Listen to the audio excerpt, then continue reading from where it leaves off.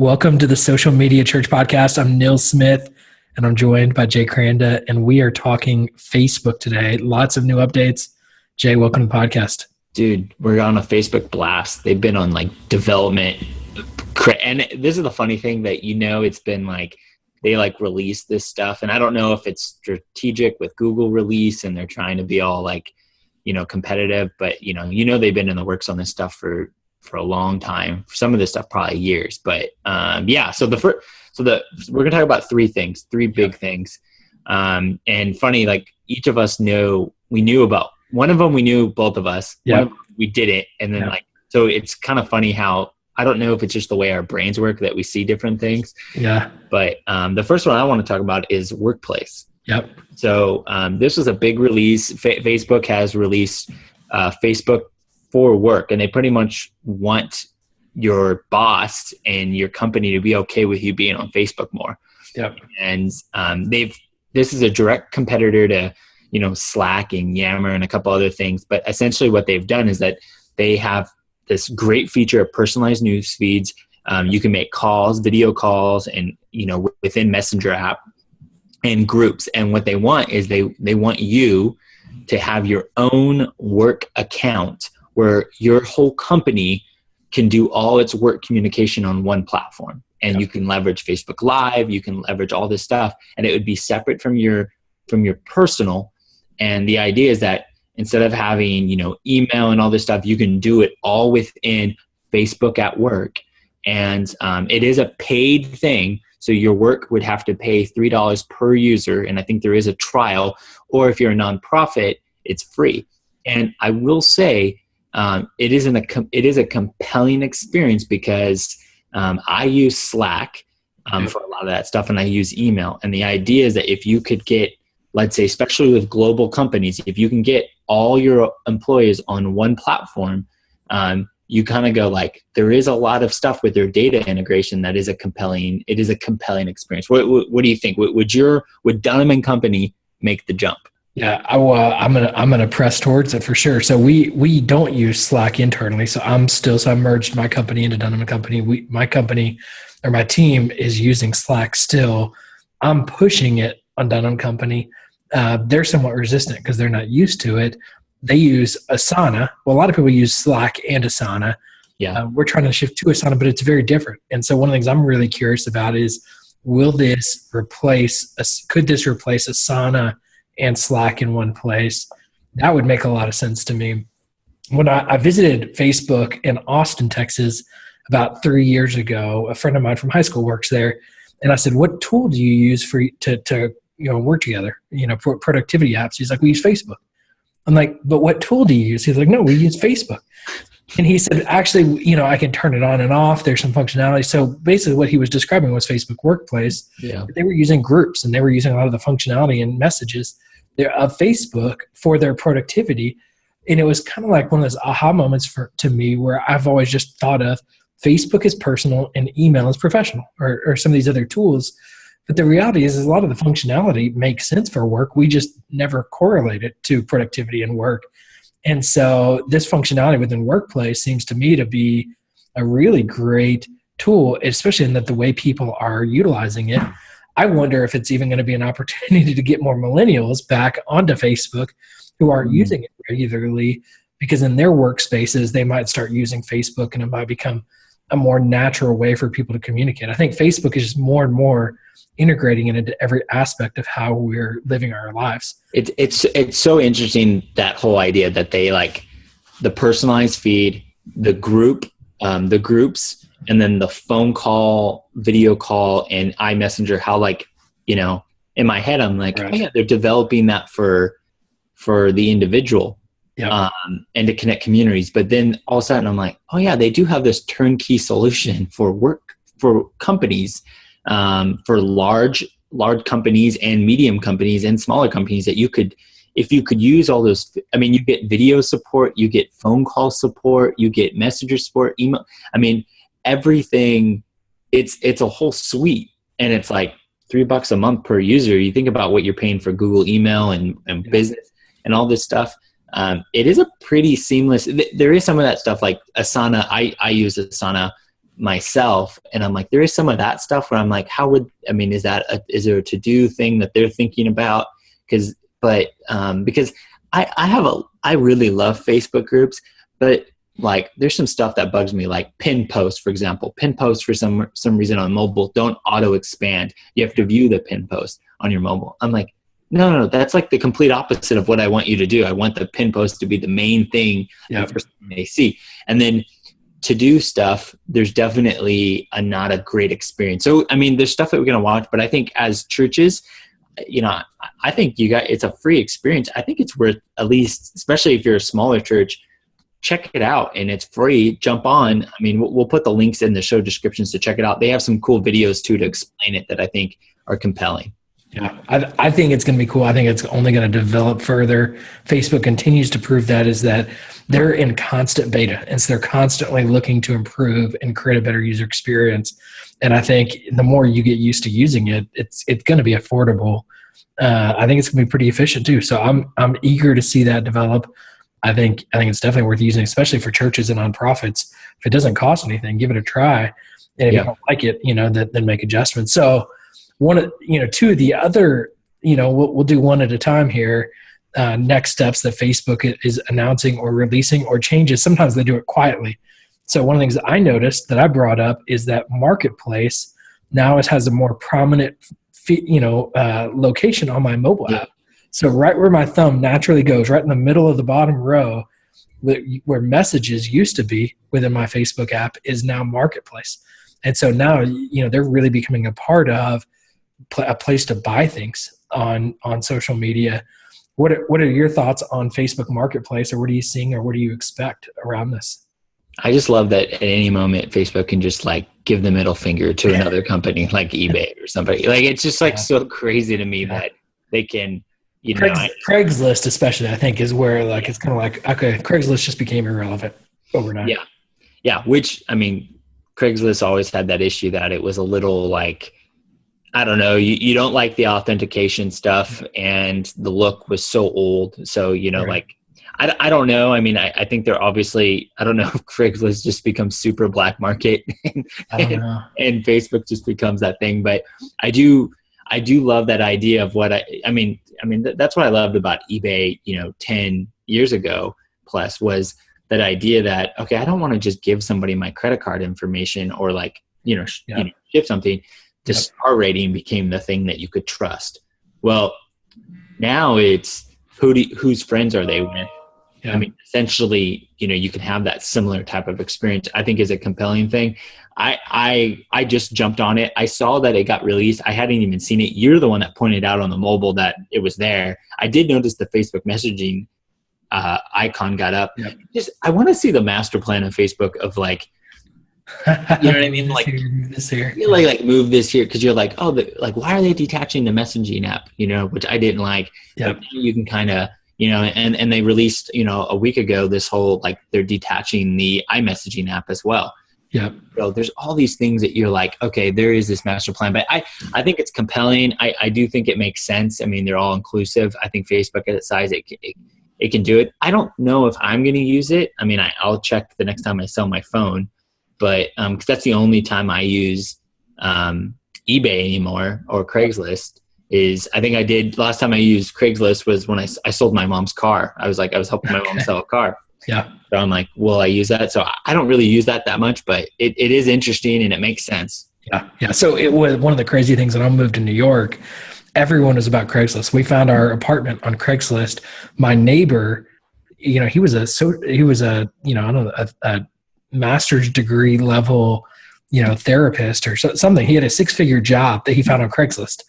And so it's kind of like, it's interesting where different regions and people are using a platform like that. But I think people will naturally feel more comfortable as you put a name to something. And as you, even like with eBay, when you got like the star rating on the number of purchases you got, it give credibility, just like Yelp. And so Facebook is going to add credibility to purchases.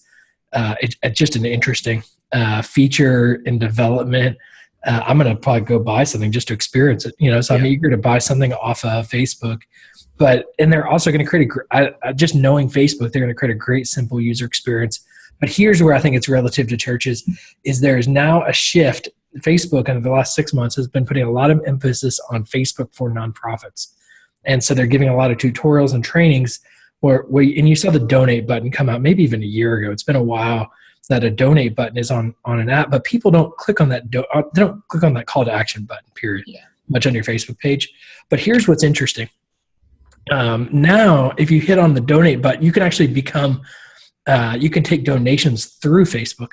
So here's my recommendation, everybody. Go to the Key Ministry Facebook page. It's the only page I'm aware of that you can make a donation through Facebook, and just donate $5 to Key Ministry. I think it's the minimum that you can donate, and see how great the experience is. Because my experience was, I've yet to, and I'm in the fundraising world now. I'm living in this, and I've never seen a donation experience so simple, so easy to use. It's within Facebook. So here's what happens. You set it up. Any nonprofit can set it up, and you can have a donate button on your site, but you can also have a donate button within Post. And so on key call to action days where you want to drive people to make a donation to an effort, they can just click that donate button within your post, and they're able to make a donation right there. So it's a really great user experience, and you can even boost those posts. So as we work with a lot of ministries and nonprofits, we're able to, on like Giving Tuesday is a big day for us, we're able to have a Giving Tuesday call to action with the donate button.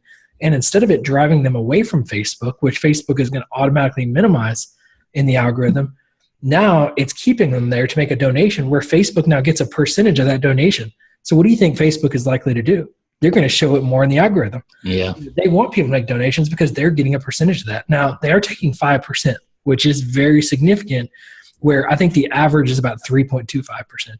Yeah. So it is more that Facebook is taking out, but and then here's the other catch, is you don't get all of their information. So you get their name and the amount they gave, and then there's a checkbox where the person that's making the donation can allow Facebook to give you their email address.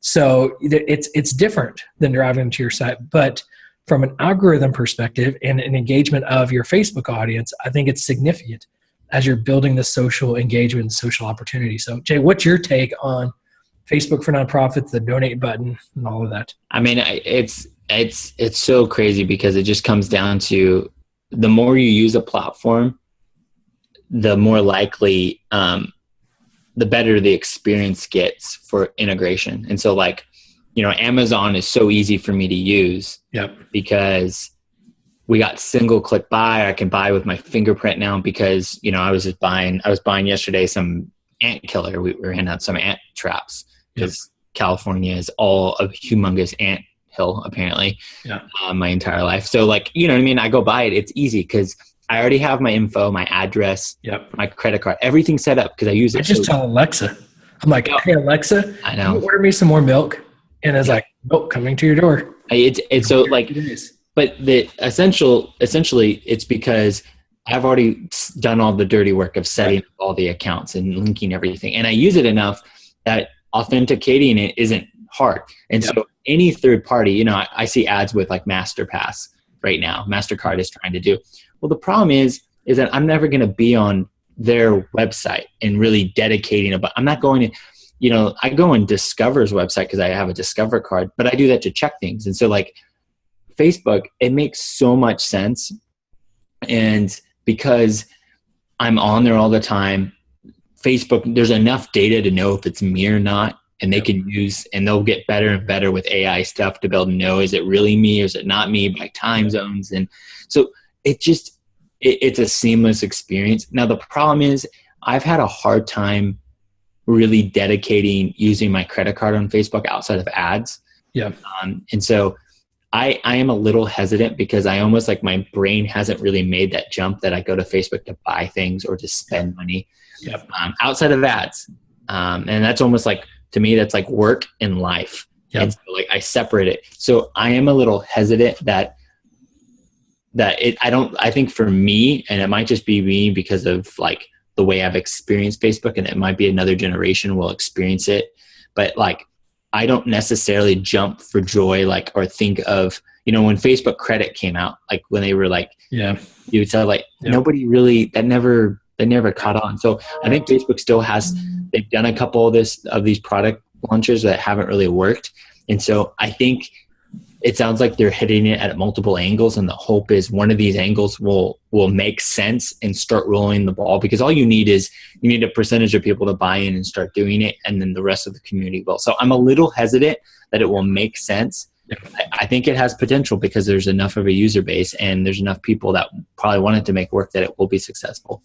Yeah. Well, and I think that's why marketplace is going to be so critical for Facebook for nonprofits. So I think naturally people are going to be more likely to buy stuff on Facebook than they are going to make a donation on Facebook, because they're like, am I giving this to Facebook or am I giving this to the organization? But as it just becomes simple, like Amazon, I think naturally, if I'm a church, I'm kind of thinking, well, can I integrate Amazon into my donation platform, because it's so simple and it's trusted and people just know how to do it.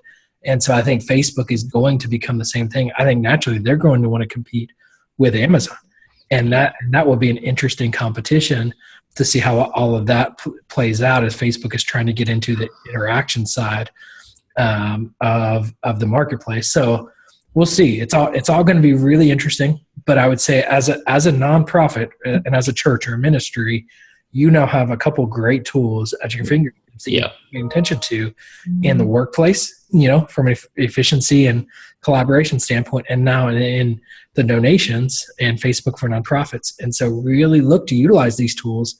Doesn't mean you have to say, hey, we're doing away with all of our donations.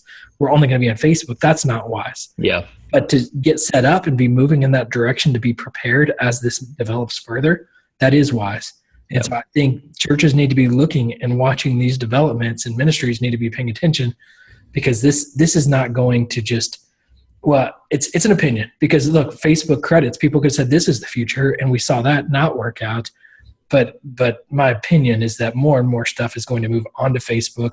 We're living our lives now more through Facebook and Instagram and some of these other platforms that Facebook is acquiring and integrating into our day-to-day life, and it integrates more into our work life too. That's only going to make it even more significant. So it's only getting bigger, and it's only consuming more of our time and our attention. And so it's something we need to be prioritizing.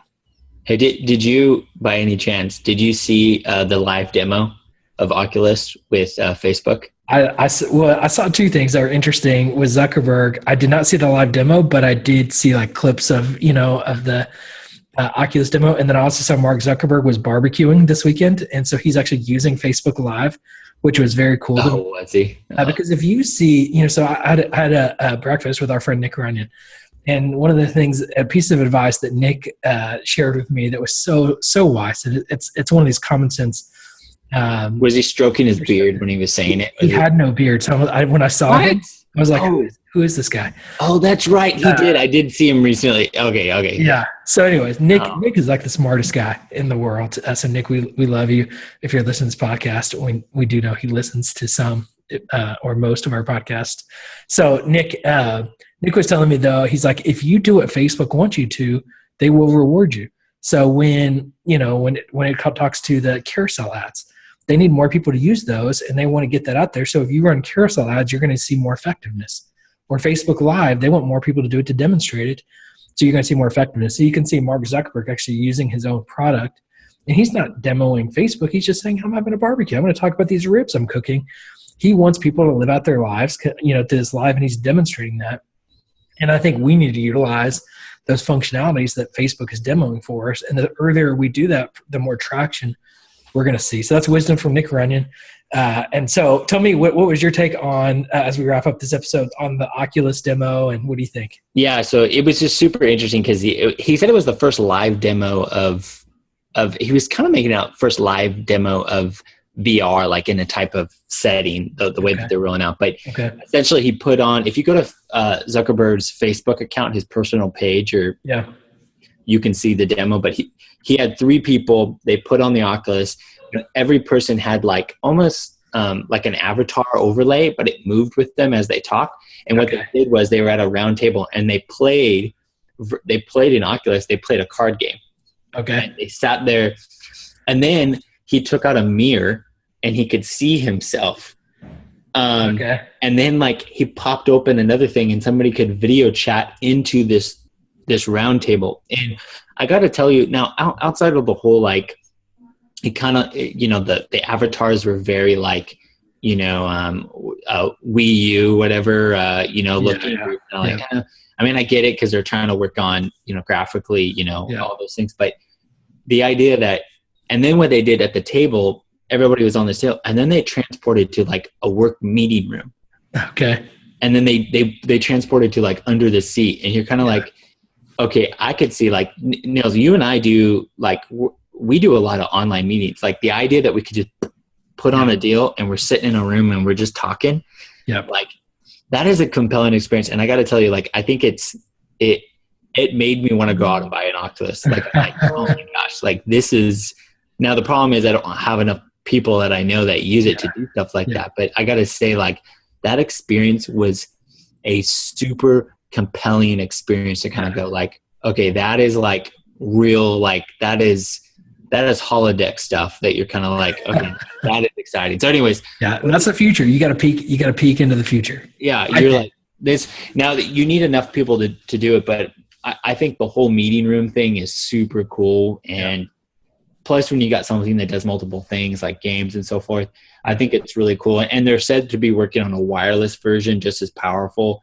And so anyways, so many cool things, but we could talk about Facebook forever and some cool stuff. So go to social media.church to learn more about the show. Use the hashtag SMC Podcast for recommendations and any feedback. And thank you so much for listening.